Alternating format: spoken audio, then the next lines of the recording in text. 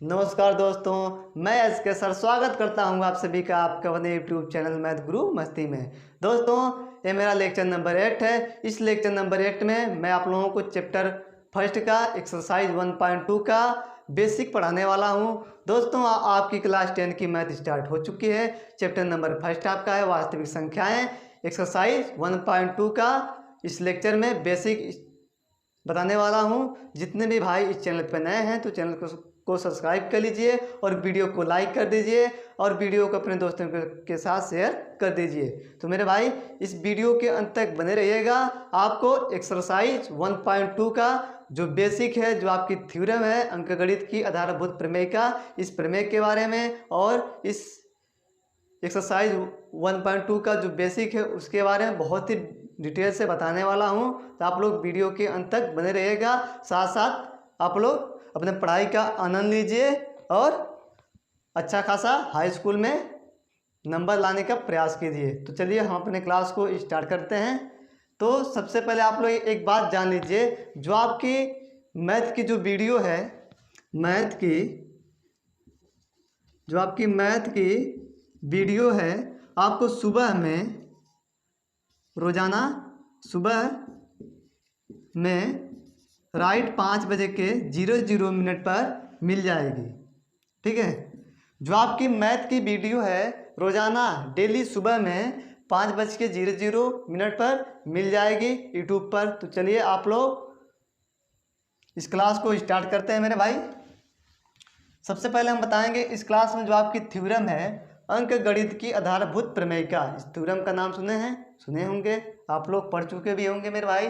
तो चलिए, जो आपकी थ्योरम है अंकगणित की आधारभूत प्रमेय का, देखिए जो आपकी डिफिनेशन है, किसी भी भाज्य संख्या को अभाज्य संख्याओं के गुणनखंड के रूप में लिख सकते हैं। मान लीजिए, इसका कहने का मतलब क्या है थ्योरम का, जो किसी भी भाज्य नंबर को, जो आपका भाज्य नंबर होता है, मान लीजिए भाज्य नंबर आपका 4 होता है, 6 होता है, 9 होता है, 8 होता है, यानी जो आपके जितने भी भाज्य नंबर होते हैं उन सभी भाज्य संख्या को हम अभाज्य संख्याओं के गुणनफल के रूप में लिख सकते हैं। तो इस थ्योरम को बताने से पहले मैं आप लोगों को बताना चाहूँगा भाज्य संख्या किसे कहते हैं और अभाज्य संख्या किसे कहते हैं। चलिए आप लोग उसके बारे में जान लीजिए। सबसे पहले हम जानेंगे क्या भाज्य संख्या किसे कहते हैं। ठीक है, भाज्य संख्या, जो आपका भाई देखिए भाज्य संख्या है, देखिए भाज्य संख्या में 2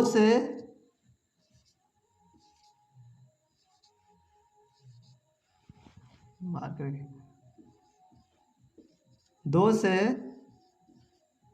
अधिक फैक्टर होता है, अधिक फैक्टर होता है। जो आपका भाज्य संख्या है, भाज्य संख्या में 2 से अधिक फैक्टर होता है। ठीक है, यानी 2 से अधिक गुणनफल होता है, उसको हम क्या कहते हैं, भाज्य संख्या कहते हैं। जैसे में देख लीजिए आप लोग,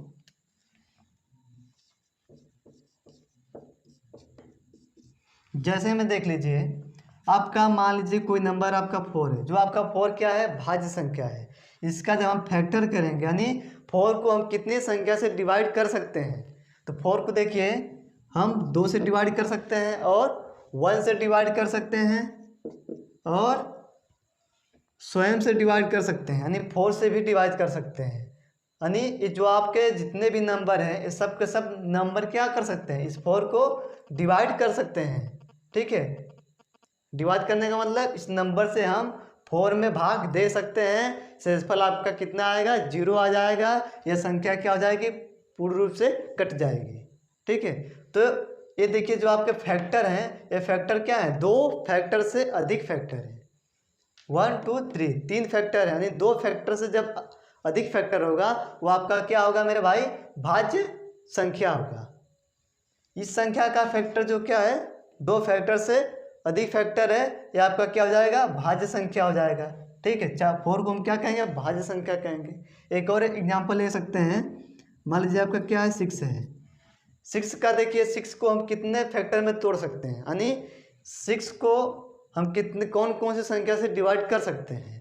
तो 6 को देखिए हम 2 से डिवाइड कर सकते हैं, 3 से भी कर सकते हैं, 1 से भी कर सकते हैं और स्वयं से भी कर सकते हैं। ये जो जितने आपके फैक्टर हैं, टू में जब हम जब हम 2 से क्या करेंगे 6 में भाग देंगे तो भाग चली जाएगी, शेषफल आएगा 0।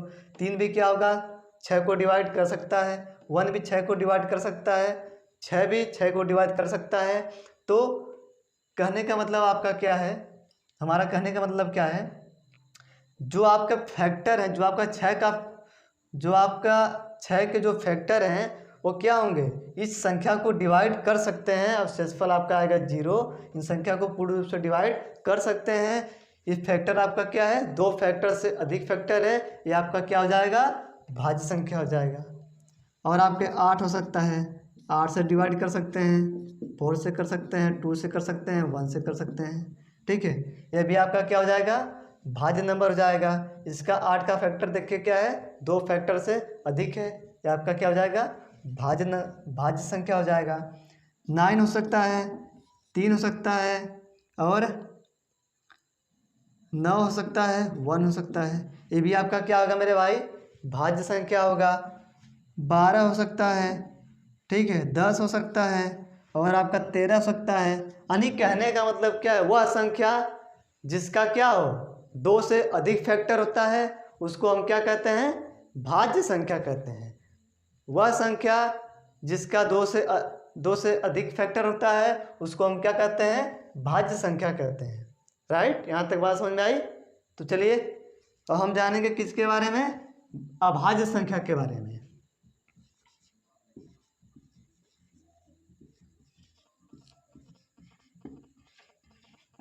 अभाज्य संख्या, देखिए अभाज्य संख्या में क्या होता है, 2 ही केवल फैक्टर होते हैं। ठीक है, 2 फैक्टर होते हैं। अभाज्य संख्या में केवल क्या होते हैं, 2 फैक्टर होते हैं। वह कौन सी संख्या होगी, जैसे मान लीजिए आपका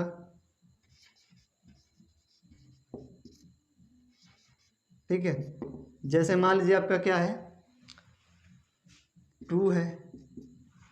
2 को हम कौन कौन सी संख्या से डिवाइड कर सकते हैं, 1 से कर सकते हैं, स्वयं से कर सकते हैं। 2 का देखिए केवल 2 फैक्टर होते हैं, 1 2, यानी स्वयं से डिवाइड होगा और 1 से डिवाइड होगा। इसमें देखिए क्या केवल 2 ही फैक्टर है, ये आपका क्या हो जाएगा, अभाज्य संख्या हो जाएगा। मान लीजिए आपका क्या 3 है, 3 को हम एक स्वयं से डिवाइड कर सकते हैं, 1 से कर सकते हैं। इसमें देखिए 3 का कितने फैक्टर, 2 फैक्टर है, ये आपका क्या हो जाएगा, अभाज्य संख्या हो जाएगा। आपका 5 हो सकता है, 1 से कर सकते हैं और 5 से कर सकते हैं, ये भी आपका क्या हो जाएगा, अभाज्य संख्या हो जाएगा। 7 हो सकता है, 7 से 1 से। 11 हो सकता है, 1 से कर सकते हैं, 11 से कर सकते हैं। 13 हो सकता है, 1 से कर सकते हैं, स्वयं से कर सकते हैं। यानी कहने का मतलब क्या है, वह संख्या जिसका केवल 2 फैक्टर होता है, जिसका 2 ही केवल फैक्टर होता है, उसको हम क्या कह सकते हैं, अभाज्य संख्या कह सकते हैं। ठीक है, वह संख्या जिसका केवल 2 फैक्टर होता है उसको हम क्या कहते हैं, अभाज्य संख्या कहते हैं। यहाँ तक बात समझ में आई। आशा करता हूँ कि यहाँ तक आप लोगों को समझ में आ चुका होगा। जिस भाई को कोई डाउट है तो वीडियो के कमेंट बॉक्स में अपने डाउट को पूछ करके क्लियर कर सकता है। चलिए अब हम जानेंगे थ्योरम पे आते हैं सीधे। आपके जो टॉपिक है क्या, थ्योरम। देखिए जो आपकी थ्योरम क्या है, जो आपकी प्रमेय है, हम क्या कर सकते हैं, उस प्रमेय पे आते हैं सीधे। ठीक है, देखिए जो आपकी अंक गणित की आधारभूत जो आपकी प्रमेय है वो क्या कहती है, किसी भी भाज्य संख्या को अभाज्य संख्याओं के गुणनफल के रूप में लिख सकते हैं। ठीक है, मान लीजिए आपका जितने भी भाज्य नंबर होते हैं, जितने भी सब आपके क्या होते हैं, भाज्य नंबर होते हैं, उन सभी भाज्य संख्याओं को हम क्या कर सकते हैं, अभाज्य संख्या के गुणनफल के रूप में लिख सकते हैं। जैसे में देख लीजिए जैसे में देख लीजिए, आपका क्या है, 10 है। 10 आपका क्या है, भाज्य संख्या है मेरे भाई। 10 आपका क्या है, भाज्य संख्या है। इसको हम क्या करेंगे, अभाज्य संख्या के गुणनफल के रूप में लिखेंगे। तो देखिए 10 को हम 2 गुणे 5 के रूप में लिख सकते हैं। 2 भी आपका क्या है, भाज्य संख्या है, सॉरी 2 भी आपका क्या है, अभाज्य संख्या है। 5 आपका क्या है, अभाज्य संख्या है। तो देखिए मैंने क्या कर दिया है, भाज्य संख्या को अभाज्य संख्या के गुणनफल के रूप में लिख दिया है। यही आपकी क्या है, थ्योरम है। ये आपके क्या होते हैं, अभाज्य संख्या।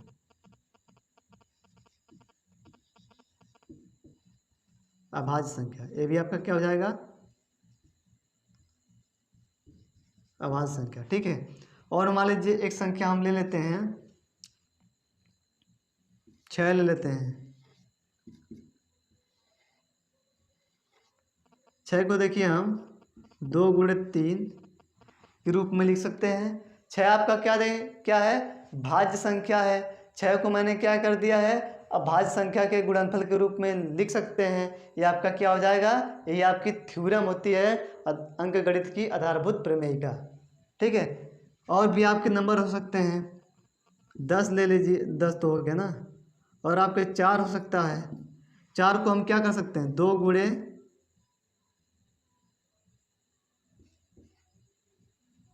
1 के रूप में लिख सकते हैं। कोई दिक्कत है, कोई दिक्कत है, नहीं है। देखिए इसको हम क्या कर सकते हैं, अभाज्य संख्या के गुणनफल के रूप में लिख सकते हैं।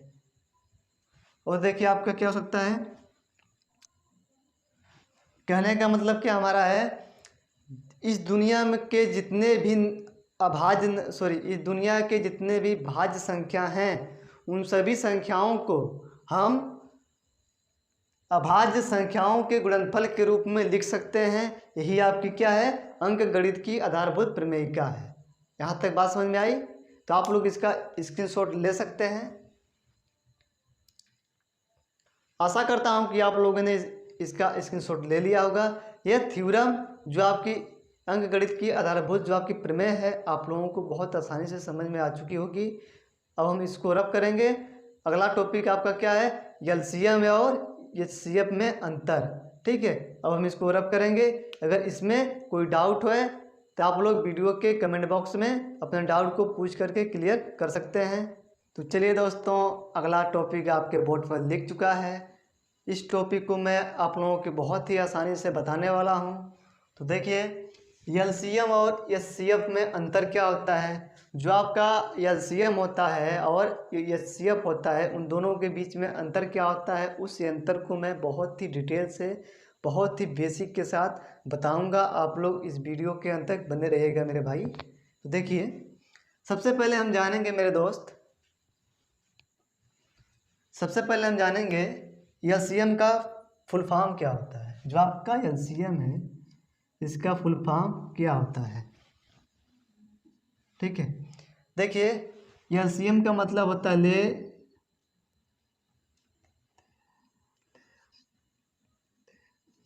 लेएस्ट। ठीक है। और सी का मतलब होता है कॉमन। और आपका एम का मतलब होता है मल्टीप्लाई।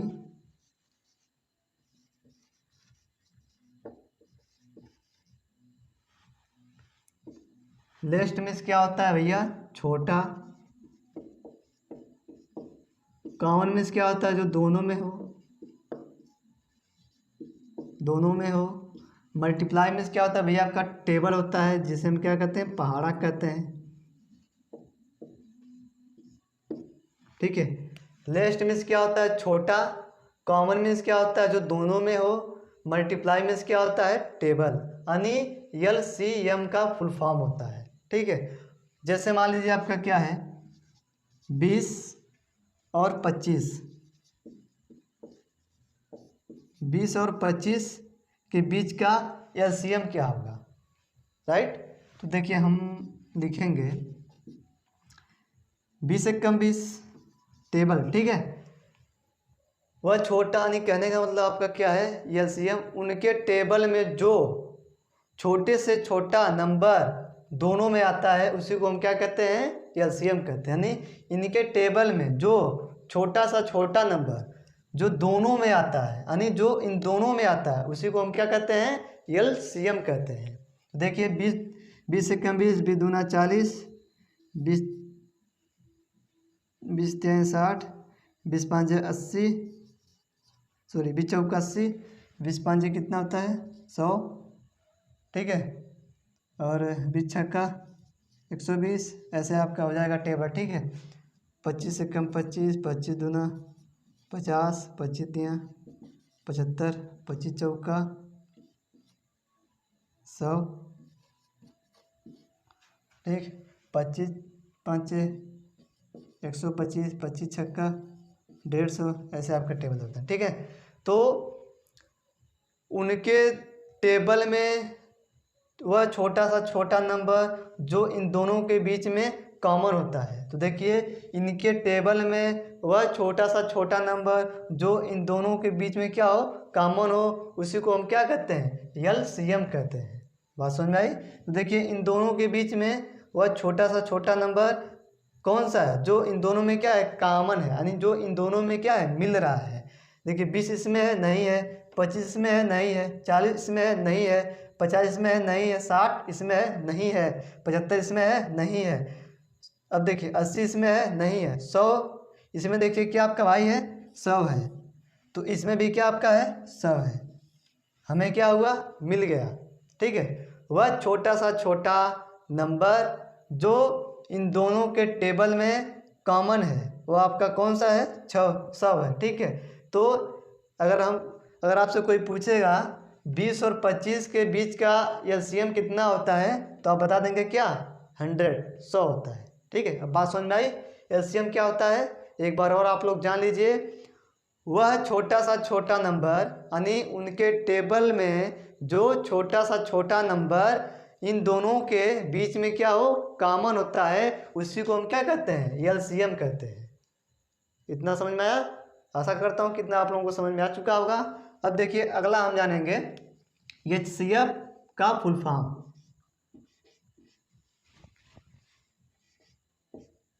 एचसीएफ का फुल फॉर्म क्या होता है, ठीक है। देखिए एच का मतलब क्या होता है, हाईएस्ट,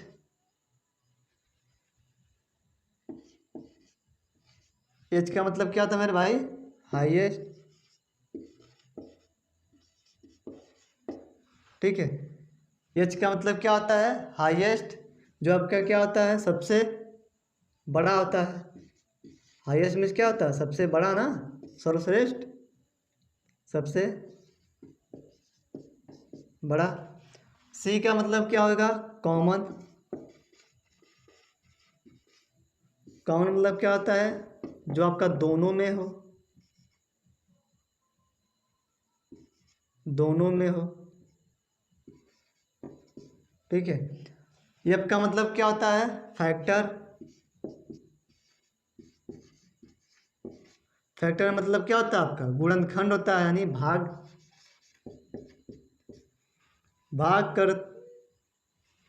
कर सकते हैं, गुणनखंड होता है यानी भाग कर सकें, ठीक है। देखिए एच का फुल फॉर्म क्या होता है, हाईएस्ट, जो क्या होता है, सबसे बड़ा होता है।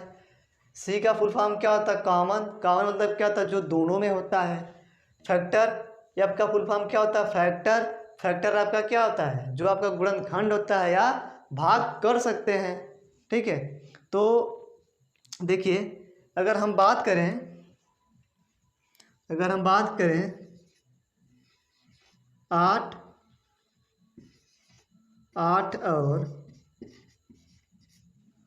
और 12 के बीच का क्या हो, फैक्ट एचसीएफ क्या होगा, 8 और 12 का एचसीएफ कितना होगा। तो ऐसा सबसे बड़ा नंबर जो दोनों में क्या हो, कॉमन हो, भाग कर सके, ठीक है।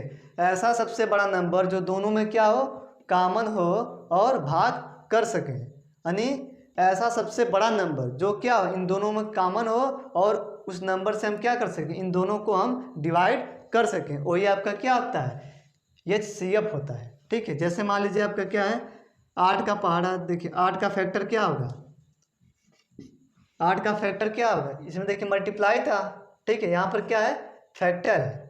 ठीक है, फैक्टर मतलब क्या हो जाएगा, भाग करना या गुणनखंड करना। तो 8 का हम क्या करेंगे, गुणनखंड करेंगे। ठीक है, 8 का फैक्टर क्या होगा, 8 को हम 1 से डिवाइड कर सकते हैं, ये आपका क्या होता है फैक्टर होता है, और 2 से डिवाइड कर सकते हैं, और 4 से डिवाइड कर सकते हैं, और स्वयं से डिवाइड कर सकते हैं। ये जो आपके क्या हैं, ये 8 के क्या फैक्टर हैं, इससे हम क्या कर सकते हैं, इन सारे नंबरों से हम इस 8 को डिवाइड कर सकते हैं। ठीक है, अब देखिए 12 को हम 12 का फैक्टर क्या होगा, या 12 को हम कौन कौन सी संख्या से डिवाइड कर सकते हैं जिससे क्या पूरे क्या 12 कट जाए। तो देखिए 12 को हम 1 से डिवाइड कर सकते हैं, यानी 1 क्या होगा 12 को पूर्ण रूप से संतुष्ट कर देगा।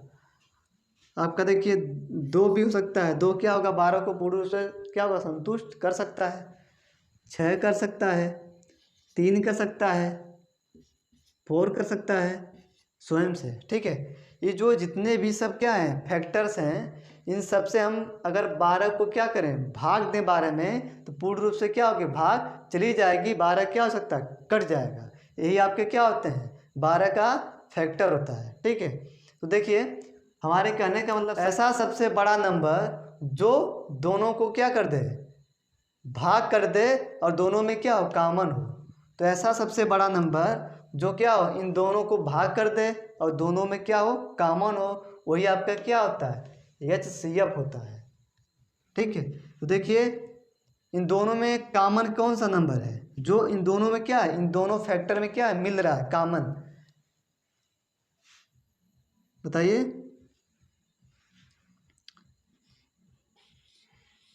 फोर है, मिलने के तो देखिए मेरे भाई 1 भी मिल रहा है, 2 भी मिल रहा है, 6 इसमें है, यहाँ पर 6 नहीं है, यानी मिलने के लिए ये भी मिल रहा है, 2 भी मिल रहा है। ठीक है, तो कहने का मतलब हमारा क्या है यहाँ पर क्या दे हाईएस्ट, यानी सबसे बड़ा नंबर, वह सबसे बड़ा नंबर जो इन दोनों में क्या हो कॉमन हो और इन दोनों को क्या कर दे डिवाइड कर दे, वही आपका क्या होता है HCF होता है। जो आपका ऐसा 4 एक ऐसा नंबर इन दोनों में है जो क्या है कॉमन है, इन दोनों में है और सबसे हाईएस्ट नंबर है, और 4 इन दोनों को डिवाइड कर सकता है। आप लोग भाग दे करके देख सकते हैं, अगर हम 4 से क्या कर दें, अगर हम 4 से भाग दे दें किसमें एक बार 8 में देते हैं तो भाग कितने बार जाएगी 2 बार जाएगी।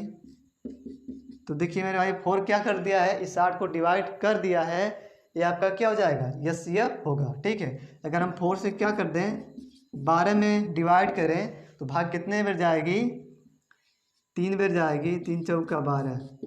4 देखिए 12 को भी क्या कर दे डिवाइड कर दिया, तो 4 आपका क्या हो जाएगा HCF हो जाएगा इन दोनों का 8 और 12 का। यहाँ तक बात समझ में आई, आशा करता हूँ आप लोगों को यहाँ तक बात समझ में आ चुकी होगी। आप लोग इसका स्क्रीनशॉट ले सकते हैं और इसके आगे हम आप लोगों को बताएंगे, इसको रफ अभी नहीं करेंगे। ठीक है, आप लोग कक्षा 9 में पढ़ चुके हैं। ठीक है, आप लोग क्या है क्लास 9 में कक्षा 9 में क्या कर चुके हैं पढ़ चुके हैं। ठीक है, कक्षा 9 में LCM निकालना पढ़ चुके हैं। ठीक, वो भी किस वजह से अभाज्य गुणनखंड विधि से। मान लीजिए हमें क्या करना है मेरे भाई इसी 8 का LCM निकालना है अभाज्य गुणनखंड विधि से। आप लोग इस विधि से कक्षा 9 में पढ़ चुके हो। देखिए वह छोटी से छोटी संख्या जो क्या हो 8 को डिवाइड कर दे, सबसे छोटी संख्या क्या होगी वो 2 होगी। 2 में जब हम 8 में डिवाइड करेंगे भाग कितने बार जाएगी 4 बार। अब 4 को देखिए हम 2 से डिवाइड कर सकते हैं, 2 एकम 2। ठीक है, कोई दिक्कत है नहीं है। अब देखिए 12, इसी नंबर को हम लेकर के यहाँ पर आप लोगों को समझा रहे हैं। 12 हुआ छोटी संख्या जो 12 को क्या कर दे डिवाइड कर दे। तो देखिए 6 बार भाग जाएगी, डिवाइड करने का मतलब क्या हो इसमें भाग चली जाए, ठीक है। तो अब देखिए 2 क्या होगा, 6 को काट देगा, भाग जाएगी 3 बेर। तो अब देखिए 3 क्या होगा, 3 को काट देगा, भाग जाएगी 1 बेर, राइट। यहाँ तक कोई दिक्कत है किसी को? नहीं है। तो हम क्या करते थे, ऐसे अभाज्य गुणनखंड करते थे और इन सब का क्या लिखते थे, मल्टीप्लाई में क्या लिखते थे, देखिए लिखते थे मल्टीप्लाई में 8 इक्वल टू 2 गुणे, जितने भी फैक्टर आपके हैं, ये जितने भी आपके क्या हैं फैक्टर हैं, मार्कर क्यों नहीं चला है, जितने भी जो ये आपके फैक्टर हैं इन सब का क्या करते थे, मल्टीप्लाई करते थे, 2 गुणे 2 गुणे 2 गुणे 1, ठीक है। ये भी आपके जितने भी फैक्टर हैं इन सब का क्या करते थे, मल्टीप्लाई करते थे, ठीक। यहाँ लिखेंगे 12 इक्वल टू 2 गुणे 2 गुणे 3 गुणे 1, ठीक है। इनका जब हम गुणा करेंगे तो आपका इतना ही मिलेगा, ठीक है। 2 दूना 4, 4 दूना 8, 8 एकम 8, ठीक है। 2 दूना 4, 4 तीन 12, 12 एकम 12। अब इसमें से देखिए हम क्या निकालते थे, HCF फाइंड करते थे और LCM फाइंड करते थे। तो कैसे फाइंड करते थे, जो इन दोनों में क्या हो सकता था, कॉमन मिलता था, वो आपका क्या होता था, HCF होता था, ठीक है। जैसे मान लीजिए यहाँ पर देखिए क्या 2 है, ये मार्कर नहीं चल रहा है ब्लू वाला, यहाँ पर देखिए आपका 2 है, यहाँ पर भी क्या 2 है, यहाँ पर देखिए 2 है। इसमें देखिए ऊपर वाले में 3 तो 2 2 है, ठीक है, नीचे वाले में क्या है, केवल 2 2 है। तो इन दोनों में से कॉमन देखिए क्या होगा, 1 2 को यहाँ पर लिख लेंगे HCF में, और इस वाले 2 को यहाँ पर गुने का चिन्ह लगा के लिख लेंगे। ये वाला 2, इसमें 3 है, यहाँ पर क्या है, केवल 2 ही है, यहाँ पर 1 है, यहाँ पर भी क्या है 1 है, ठीक है। यहाँ पर क्या 3 है, इसमें क्या 3 नहीं, छोड़ देंगे। जो कॉमन मिलता था, जो दोनों में संख्या कॉमन मिलती थी, उसको हम HCF के इक्वल में लिखते थे, ठीक है। तो इसका जब मल्टीप्लाई करेंगे तो कितना आएगा, 4 आएगा। तो हम कह सकते हैं 8 और 12 का HCF कितना है, 4 है, राइट, ठीक है।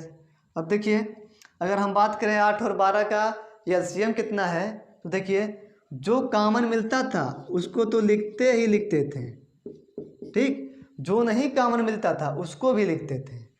बात समझ में आ रही है? जो कॉमन मिलता था, जो संख्या इन दोनों में कॉमन मिलती थी उनको भी लिखते थे, जो संख्या इन दोनों में कॉमन नहीं थी उनको भी लिखते थे, ठीक है। तो ये 2 आपके 2 क्या है, कॉमन है, इन 2 को मैंने लिख लिया, 1 भी क्या है, इन दोनों में है, इसको भी लिख लिया। ये 2 आपका क्या है, इसमें नहीं है, तो इसको भी क्या करेंगे, लिखेंगे। 3 क्या है, इसमें नहीं है, तो क्या करेंगे, 3 को भी लिखेंगे, ठीक है। इन सब का जब गुना कर देंगे तो आपका क्या जाएगा, LCM आ जाएगा। 2 दूना 4, 4 दूना 8, 8 तरीका कितना हो जाएगा भैया, 24। तो हम कह सकते हैं 8 और 12 का LCM कितना है, 42 है, ठीक है, सॉरी 22 है। 8 और 12 का LCM कितना है, 22 है। 8 और 12 का HCF कितना है, 4 है, ठीक। ये हम क्या कर चुके हैं, कक्षा 9 में हम अभाज्य गुणनखंड विधि से इसको हम पढ़ चुके हैं। इतना बात समझ में आई? आप लोग इसका स्क्रीनशॉट ले सकते हैं। आशा करता हूं कि आप लोगों ने इसका स्क्रीनशॉट ले लिया होगा। और एक आप लोगों को हम क्वेश्चन समझा देते हैं, बहुत छोटा सा है, ठीक है। इसको थोड़ा सा रफ कर देते हैं।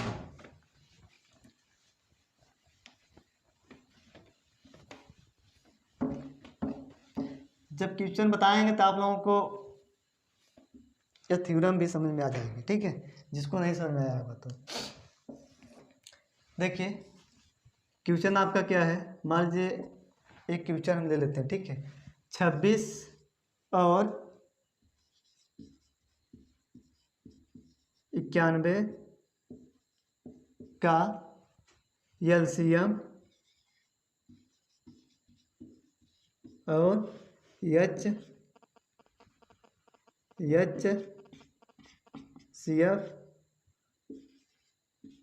ज्ञात कीजिए।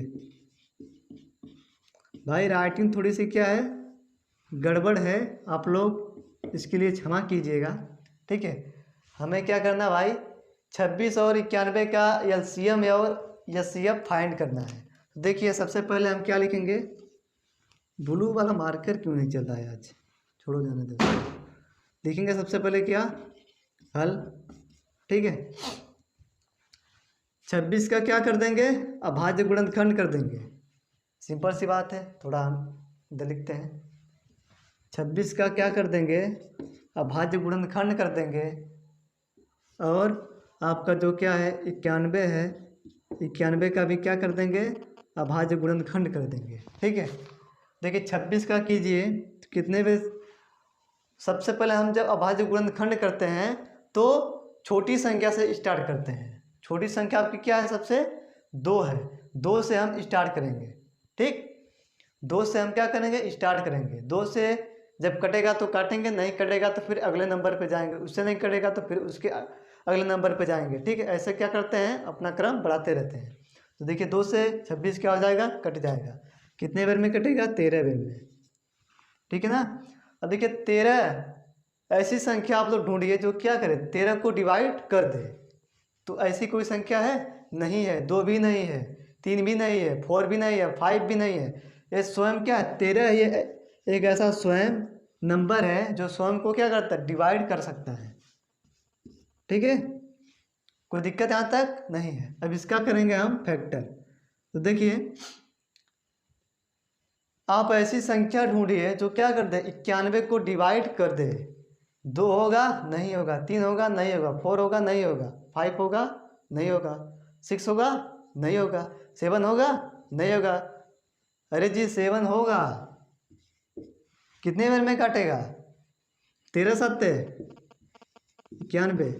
जिसको भाई 13 का टेबल आता होगा उसको तो पता चल गया होगा कि 13 सत्ते 91 होता है सर जी, तो काट ही देगा ये तो। देखिए 13 सत्ते 91। अब 13 एक ऐसा नंबर ढूंढिए जो 13 को क्या कर दे, डिवाइड कर दे। आप लोग ऐसा नंबर ढूंढिए जो 13 को क्या कर दे, डिवाइड कर दे। ऐसा कोई नंबर नहीं है। 13 ही केवल क्या है, स्वयं एक ऐसा नंबर है जो स्वयं को क्या करता है, डिवाइड करता है। 13 एक आपका क्या है, अभाज्य नंबर है, ठीक है। तो देखिए 13 कम 13। अब हम क्या कर सकते हैं, इनका सबका क्या कर लेंगे, मल्टीप्लाई कर देंगे। 26, सही से लिखो भाई, 26 जो आपके फैक्टर हैं इनका क्या करते थे, मल्टीप्लाई करते थे ना। 2 गुणे 13 गुणे 1, जो आपका क्या है 91 इक्वल टू 7, जो आपका फैक्टर है इनका मल्टीप्लाई, ठीक है। 7 गुणे 13 गुणे में 1, ठीक। अब देखिए अब हम क्या देखेंगे, एचसीएफ निकालना हमें है, और क्या निकालना है, एलसीएम निकालना है, ठीक। देखिए इन दोनों में जो कॉमन होगा उसको देखेंगे, जो नहीं कॉमन होगा उसको भी देखेंगे, ठीक है। देखिए इन दोनों में कॉमन आपका कौन कौन सा है। देखिए ऊपर वाले में देखिए भैया यहाँ पर 2 है, इसमें कहीं 2 देखिए दिख रहा है, नहीं दिख रहा है सर जी, तो छोड़ देंगे, ठीक। इसमें देखिए आपका क्या है, 13 दिख रहा है, नीचे वाले 13 कहीं दिख रहा है, हाँ सर जी यहाँ तो दिख रहा है 13, तो इसको ले लेंगे। किस में लेंगे, एचसीएफ के लिए लेंगे, ठीक है। गुने का चिन्ह लगाएंगे। ऊपर वाले में देखिए सर जी क्या दिख रहा है, 1 दिख रहा है, नीचे वाले में क्या है, 1 दिख रहा है। 1 को भी क्या करेंगे भाई, ले लेंगे। कोई दिक्कत यहाँ तक है, नहीं है। तो देखिए अब इनका क्या कर देंगे, गुना कर देंगे। 13 कम 13 होता है भैया, तो 26 और 91 का एचसीएफ कितना होगा, 13 होगा। यानी हम कह सकते हैं ऐसा सबसे बड़ा नंबर जो इन दोनों में क्या है, कॉमन है, और इन दोनों को क्या कर दे, डिवाइड कर दे, ठीक है। 13 देखिए 26 को भी डिवाइड कर देगा और 91 को भी डिवाइड कर देगा। 13 दूना 26, 13 साते 91, ठीक है। ये आपका क्या हो जाएगा, आंसर हो जाएगा एचसीएफ। अब हम क्या निकालेंगे, एलसीएम निकालेंगे। देखिए एलसीएम में क्या बताते हैं, जो कॉमन मिलता है उसको भी लिखते हैं, जो नहीं कॉमन मिलता है उसको भी लिखते हैं। बात समझ में आई, हाँ सर जी बात तो समझ में आ गई है। तो लिखिए इसी में देखिए 2 है, नीचे कहीं 2 दिख रहा है, नहीं है, तो इस 2 को भी क्या कर लेंगे, लिख लेंगे, गुने का चिन्ह लगा देंगे। इसमें देखिए 13 है, इसमें देखिए क्या है 13 दिख रहा है, हाँ सर जी 13 तो दिख रहा है, तो क्या करेंगे लिख लेंगे। ठीक, यहाँ पर देखिए 1 दिख रहा है, यहाँ पर देखिए 1 है, इसको भी क्या करेंगे लिख लेंगे भाई। इसमें देखिए 7 दिख रहा है, इस ऊपर वाले में क्या है 7 है, नहीं है, तभी हम क्या करेंगे इस 7 को भी लिख लेंगे। कोई दिक्कत है नहीं है। तो देखिए इन सब का क्या करेंगे गुना करेंगे तो कितना आ जाएगा 182 आ जाएगा। ठीक, तो एलसीएम कितना हो गया मेरे भाई 182 हो गया। बात समझ में आई? तो आप लोग इसका स्क्रीनशॉट ले सकते हैं। तो दोस्तों आशा करता हूं कि आप लोगों ने इसका स्क्रीनशॉट ले लिया होगा। यह क्वेश्चन भी आप लोगों को समझ में आई होगी, और जो आपका टॉपिक है एलसीएम और एचसीएफ में अंतर, ये भी आप लोगों को समझ में आ चुका होगा। और जो आपकी थ्योरम है अंकगणित की आधारभूत प्रमेयिका, ये थ्योरम भी आप लोगों को समझ में आ चुकी होगी। आज का लेक्चर हमारा यहीं पर समाप्त होता है।